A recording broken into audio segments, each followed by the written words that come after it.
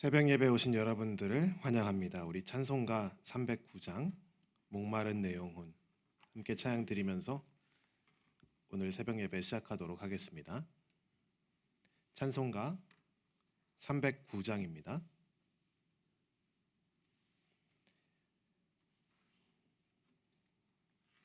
찬송가 309장 목마른 내 영혼,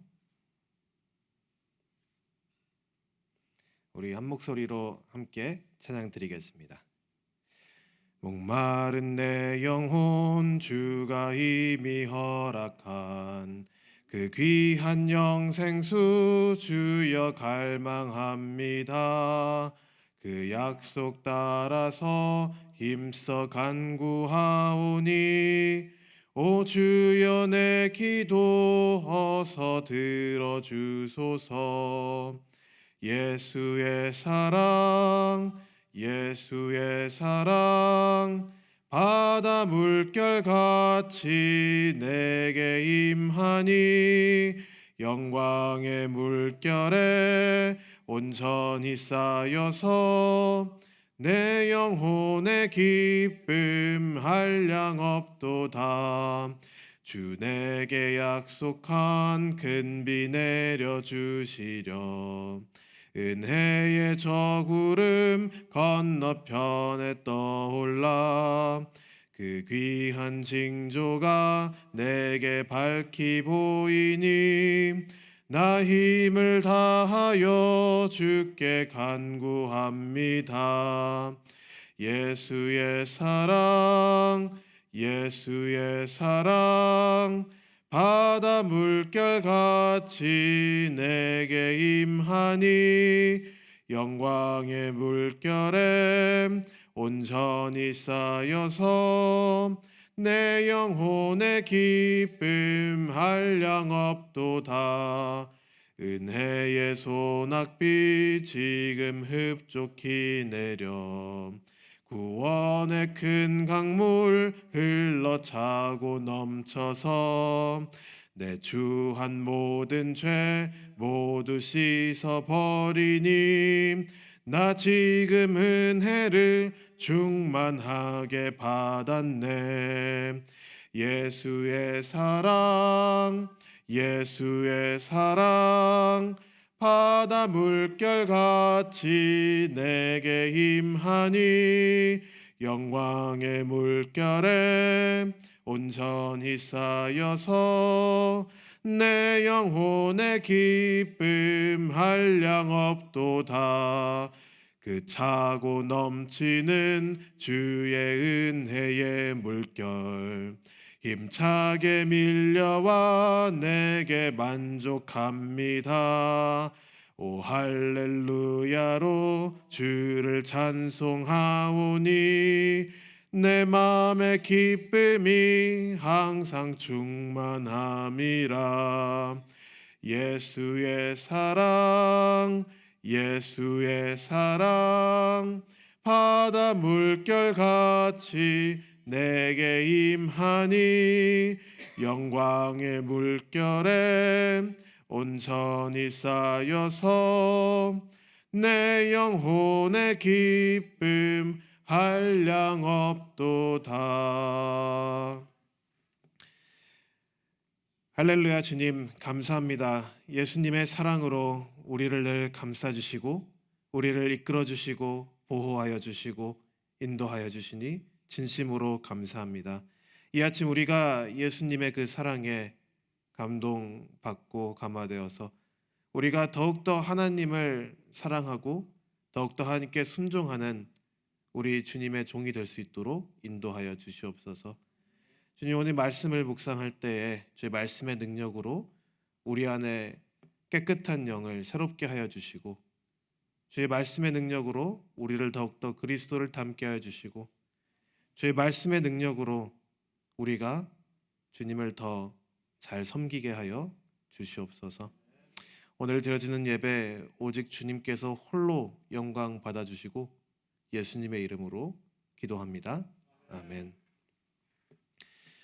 이사야 42장 18절에서 이사야 43장 1절까지 읽겠습니다.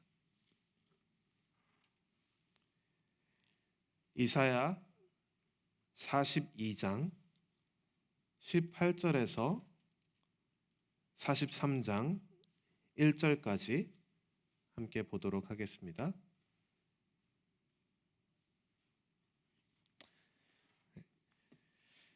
이사야 42장 18절부터 제가 여러분들께 봉독해 드리도록 하겠습니다.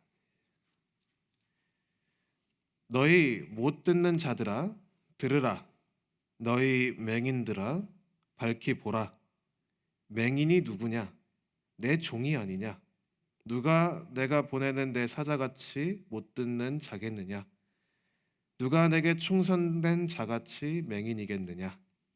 누가 여호와의 종같이 맹인이겠느냐? 내가 많은 것을 볼지라도 유의하지 아니하며 귀가 열려 있을지라도 듣지 아니하는도다. 여호와께서 그의 의로 말미암아 기쁨으로 교훈을 크게 하며 존귀하게 하려 하셨으나 이 백성이 도둑 맞으며 탈취를 당하며 다 굴 속에서 잡히며 옥에 갇히도다. 노략을 당하되 구할 자가 없고 탈취를 당하되 되돌려 주라 말할 자가 없도다. 너희 중에 누가 이 일에 귀를 기울이겠느냐? 누가 뒤에 올 일을 삼가 듣겠느냐? 야곱이 탈취를 당하게 하신 자가 누구냐? 이스라엘을 약탈자들에게 넘기신 자가 누구냐? 여호와가 아니시냐? 우리가 그에게 범죄하였도다. 그들이 그의 길로 다니기를 원하지 아니하며 그의 교훈을 순종하지 아니하였도다. 그러므로 여호와께서 맹렬한 진노와 전쟁의 위력을 이스라엘에게 쏟아 부으심에 그 사방에서 불타오르나 깨닫지 못하며 몸이 타나 마음에 두지 아니하는도다. 야곱아, 너를 창조하신 여호와께서 지금 말씀하시느니라. 이스라엘아, 너를 지으신 이가 말씀하시느니라. 너는 두려워하지 말라. 내가 너를 구속하였고 내가 너를 지명하여 불렀나니 너는 내 것이라. 아멘. 사람은 누구나 사랑을 받고자 하는 그런 갈망이 있습니다. 우리는 근본적으로 인격체이기 때문에 인격적인 관계를 맺으며 살아가고 그 인격적인 관계로 인해서 희노애락을 다 경험하게 되기도 하죠.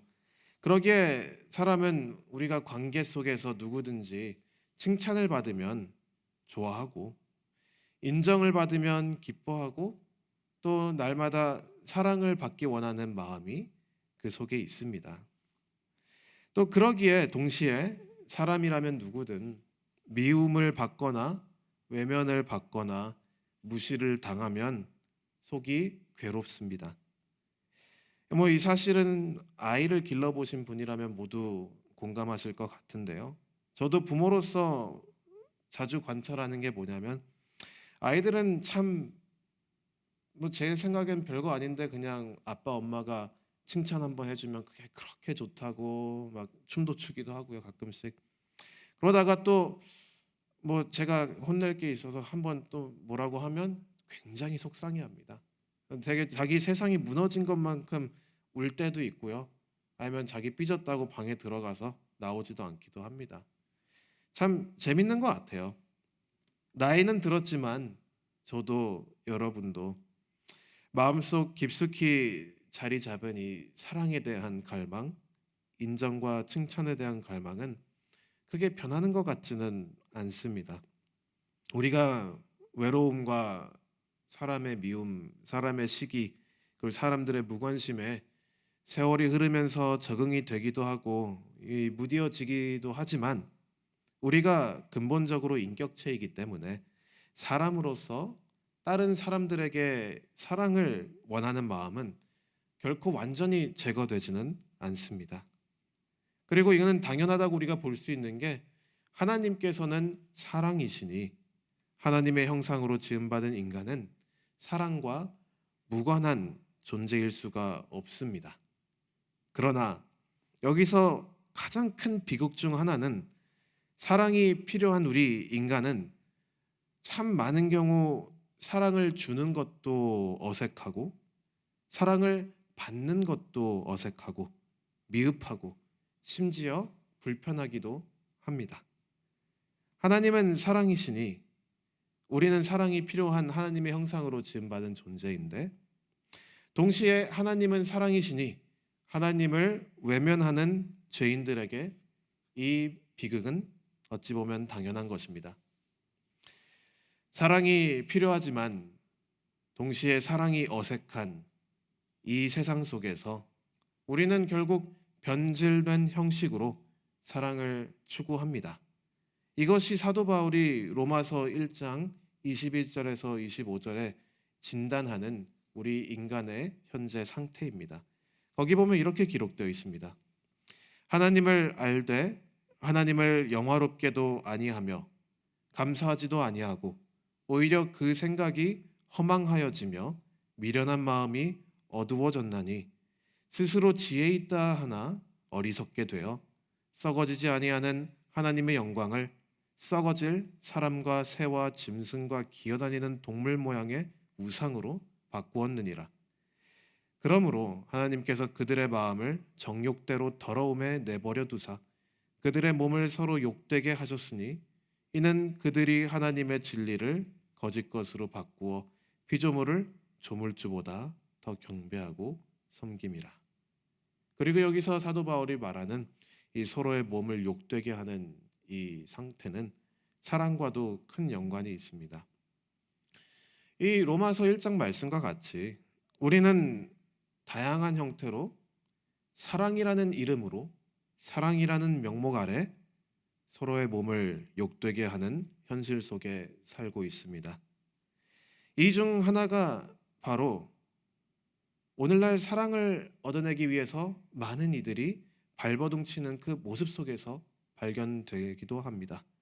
오늘날 많은 사람들은 사랑을 상당히 경제적으로 이해를 합니다. 즉 금전적 거래나 계약의 개념으로 사랑의 역학을 이해하려고 합니다.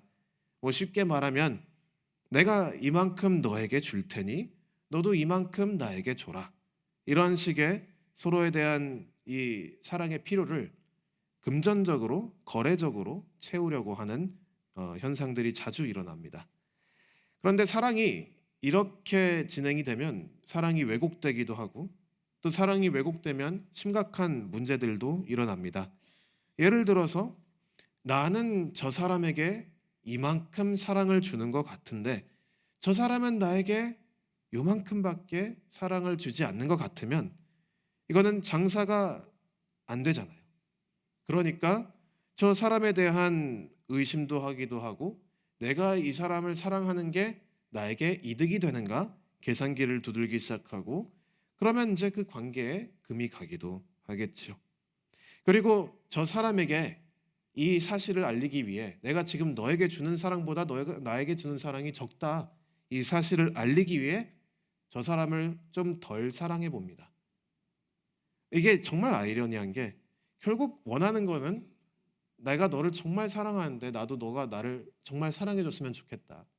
그 말을 하면 되는데 그 말을 하지 못하고 나도 너 조금 덜 사랑할 거야. 이런 식으로 반응이 나오니까 결국은 사랑을 더 받기 원하는 마음에서 사랑을 덜 하게 되는 참 비극적이고도 아이러니한 상황으로 이어집니다. 그리고 이 문제는 정반대의 형식으로 나타나기도 합니다. 예를 들어서 내가 저 사람에게 해줄 수 있는 게 뭐가 있을까? 저 사람이 나를 사랑할 이유가 없는 것 같은데 내가 저 사람에게 해줄 수 있는 것이 별로 없으니까 저 사람은 나에게 별로 사랑을 주지 않을 거야 라고 생각하면서 의기소침하거나 또는 자책하기도 합니다. 또 이런 증상이 이 만성이 돼버리면 저 사람이 아무리 나를 사랑해 주는다 할지라도 이게 의심을 하게 됩니다. 도대체 왜 나를 사랑하는 거지? 내가 뭘 해줬는데 저 사람이 나를 사랑하지? 이렇게 의심을 하면서 이게 정말 심각해지면 저 사람의 그 사랑 자체를 부정하게 되고 저 사람을 나쁜 사람으로 몰아세우는 정말 그 자존감이 완전히 바닥을 친 상태로 빠지기도 합니다. 사랑을 받는데 그게 사랑인지도 모르고 의심만 하다가 오히려 관계가 더 악화가 됩니다. 지금 이러한 요소들이 오늘날 우리 인간의 삶의 모습에 참 만연해 있는데, 이러한 것은 오늘날 그리스도인들에게 있어서도 아주 큰 비극으로 이어집니다. 내가 교회에서 사랑을 받기 위해서는, 또는 교회의 머리 대신 예수님께 사랑을 받기 위해서는 내가 교회에서 이것저것 봉사도 좀 많이 하고, 또 사람들한테 잘 보여야 교회를 내가 좀 떳떳이 다닐 수 있겠다라고 생각하기도 하고요. 내가 우리 목사님을 잘 섬겨야만 교회에서 인정받을 수 있을 것 같고, 그 반대로 내가 뭘 딱히 목사님께 해드린 게 없는데 목사님이 나를 사랑해주면 사기꾼인가? 그렇게 의심하기도 합니다. 참 안타까운데요. 이보다 더 악랄하고 심각한 비극도 있습니다. 제가 지금까지 말씀드린 거는 이제 말씀드릴 이 비극에 비해서는 정말 아무것도 아닌데요. 그건 바로 이것입니다. 내가 교회를 열심히 다니고 저 같은 목사들을 정성스럽게 섬기면서 신앙생활을 열정적으로 해야만 하나님이 나를 사랑하실 것이다 라고 하는 착각입니다. 여기서 또 한 가지 착각이 더 있는데요. 많은 사람들이 하나님의 사랑을 나의 건강, 나의 성공, 나의 명예, 나의 재산으로 환산해서 오해하고 있다는 사실입니다. 그러니 내 인생이 내 뜻대로 되지 않을 때, 이 교회가 내 계획대로 움직이지 않을 때, 우리는 하나님의 사랑을 의심하기도 합니다. 어떤 이는 이러한 상황에 마주하게 되면 하나님께 사랑을 더 얻어내기 위해서 더 열심히 신앙생활을 해보고 더 열심히 봉사하고 헌금하고 기도하기도 하고요. 그럼에도 불구하고 하나님께서 내 뜻과 내 계획대로 움직이시지 않으시면 하나님이 결국은 나를 안 좋아하는구나, 나를 사랑하지 않는구나 라고 화내면서 분노하거나 또는 좌절하기도 합니다. 하나님의 사랑을 주는 만큼 받는 이 경제적 개념으로 이해하니까 이러한 모든 비극이 일어나는 것입니다. 그리고 여기서 가장 심각한 오류가 있는데, 이게 얼마나 심각하냐면 많은 사람들은 인지조차 하고 있지 않은 심각한 오류입니다. 우리가 한번 생각해 볼 수 있는데요. 만약에 정말로 하나님께서 우리가 드리는 만큼 사랑해 주시는 분이셨다면 인류는 이미 멸망했을 것입니다. 죄 가운데 있는 우리가 하나님께 뭘 해드릴 수 있겠습니까? 도대체 하나님이라는 분의 사랑을 얻어내기 위해서 우리 먼지 같은 미천한 인간이 할 수 있는 게 뭐가 있겠습니까? 만약에 하나님께서 받는 만큼 주시는 분이라면 우리는 일찍이 멸망했을 것입니다.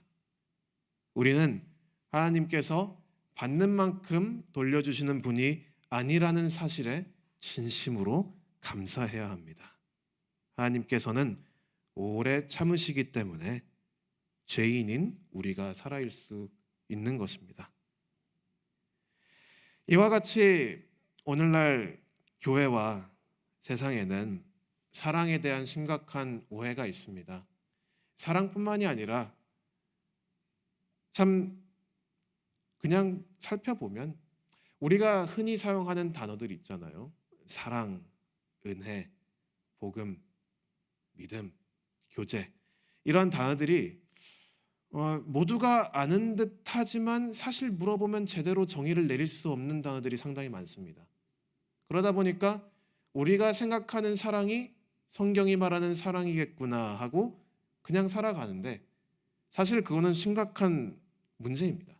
우리는 말씀이 정의를 해주는 대로 사랑을 이해해야 되고 은혜도 이해해야 되고 교회도 이해해야 되고 관계도 이해하는데, 그게 아니라 말씀이 얘기하는 사랑이 뭔지는 관심이 없고 그냥 말씀에서 사랑을 얘기하니까 내가 생각하는 사랑으로 그 사랑을 실천하려고 하는 부분들이 많이 있습니다.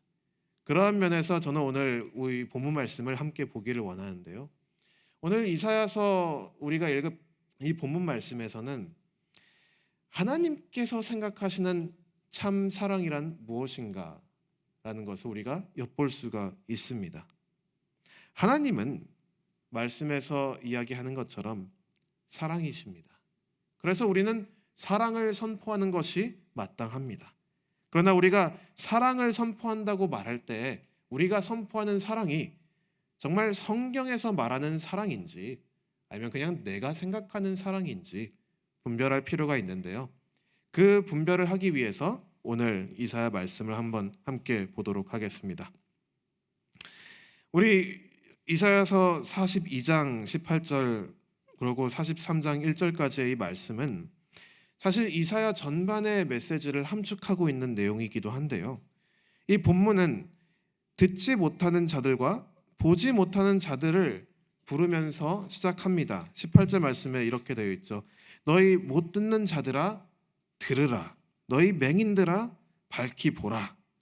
그리고 우리가 28절 말씀에 이 첫 문장을 읽으면 일반적으로 이런 것을 읽는 독자들은 당연히 이 말씀이 내 자신에 대한 얘기가 아니라 저 다른 사람에 대한 얘기라고 인식을 하게 되죠. 자기 보호 본능인 것 같습니다. 저도 그렇게 읽었고요.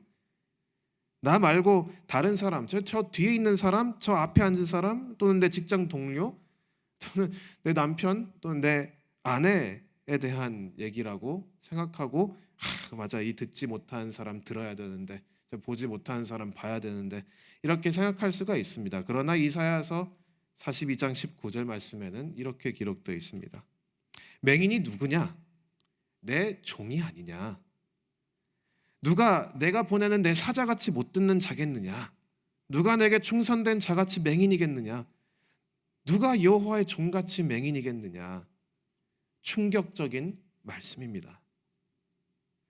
여호와께서 보내시는 그 사자가 바로 못 듣는 자이며 여호와께 충성된 자가 그리고 여호와의 종이 바로 오늘 본문의 말씀에 나오는 맹인입니다. 이 정죄의 말씀은 여호와를 모르는 이방인들에 대한 내용이 아니라 바로 여러분들에 대한 내용입니다.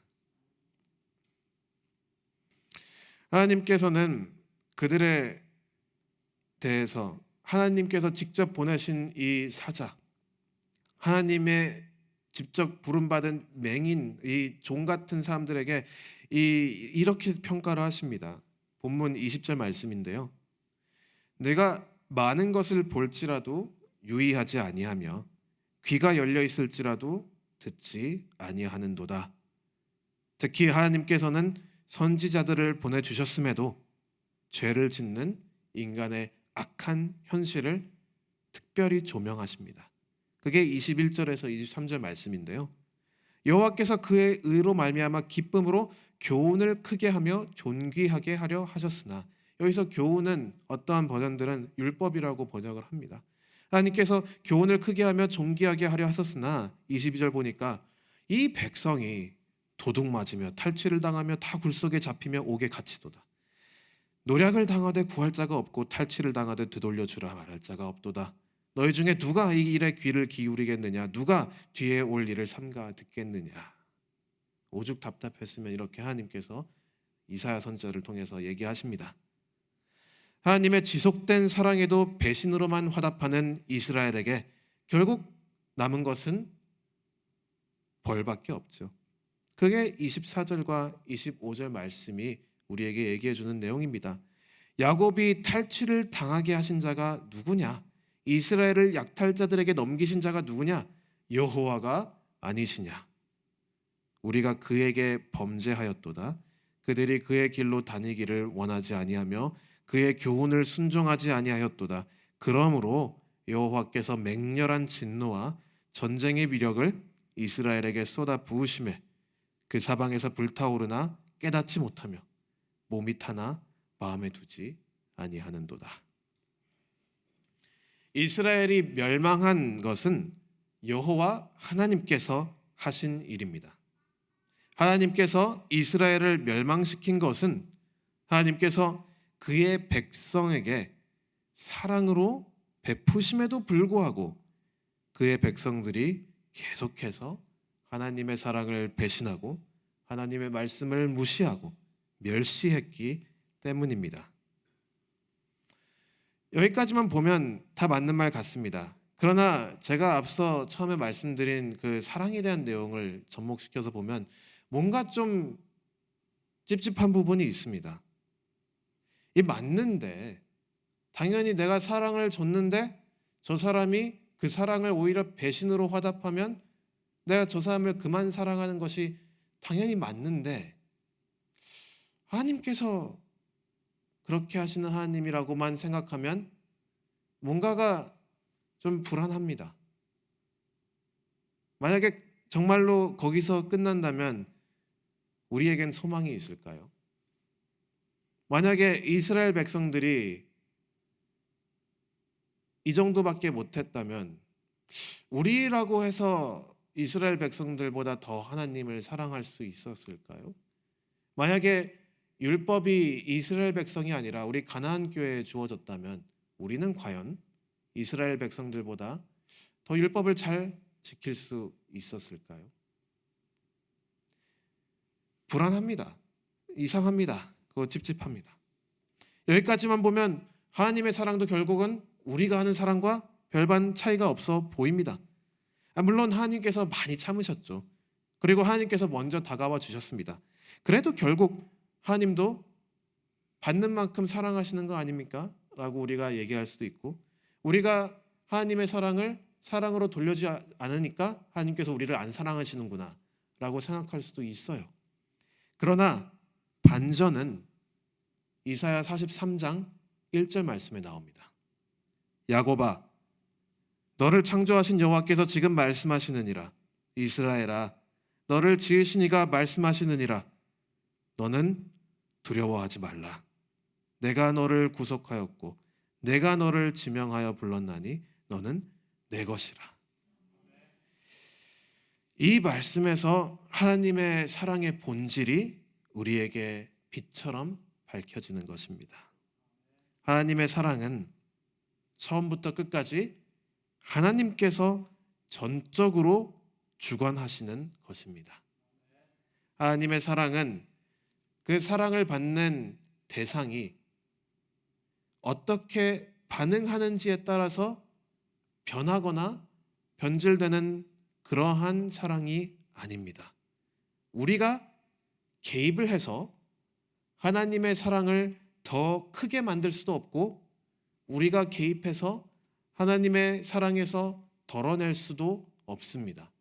왜냐하면 하나님의 사랑의 주인은 온전히 하나님 한 분이시기 때문입니다. 우리의 순종이 하나님의 사랑을 더하게 만들 수도 없고 우리의 불순종이 하나님의 사랑을 작게 만들 수도 없습니다. 우리의 불순종이 그렇게 대단한 능력이 있지는 않습니다. 우리 자체를 더 불행하게 만들겠지만 우리가 죄를 짓고 악행을 저지른다고 해서 하나님께 털끝 하나도 건드릴 수 있는 것은 아닙니다. 하나님의 사랑은 하나님께서 주체시기 때문에 하나님께서 사랑하시겠다 한 이상 그 사랑은 그 누구도 건들지 못합니다. 심지어 우리의 연약함조차도 하나님의 사랑을 무너뜨릴 수 없습니다. 하나님의 사랑은 하나님이 변하지 않는 이상 변하지 않습니다. 그리고 하나님은 변하지 않으십니다. 따라서 하나님의 사랑은 변치 않는 하나님의 약속의 말씀입니다. 우리가 성경을 읽으며 또한 신앙생활을 하면서 하나님의 사랑이라고 얘기할 때 우리가 가장 근본적으로 이해해야 하는 것은 뭐냐면 하나님의 사랑은 마음이 몽글몽글해지고 따뜻해지는 그러한 로맨틱한 사랑으로 이해할 수도 있겠지만 더 근본적으로는 변치 않는 하나님의 영원하신 약속의 말씀이다라고 일단 정의를 내려놓고 시작하는 것이 건전합니다. 하나님의 사랑, 하나님의 변치 않는 약속의 말씀, 이것이 하나님의 사랑이라면 우리 그리스도인들이 하는 사랑 또한 거기에 따라서 정의가 내려질 수가 있습니다.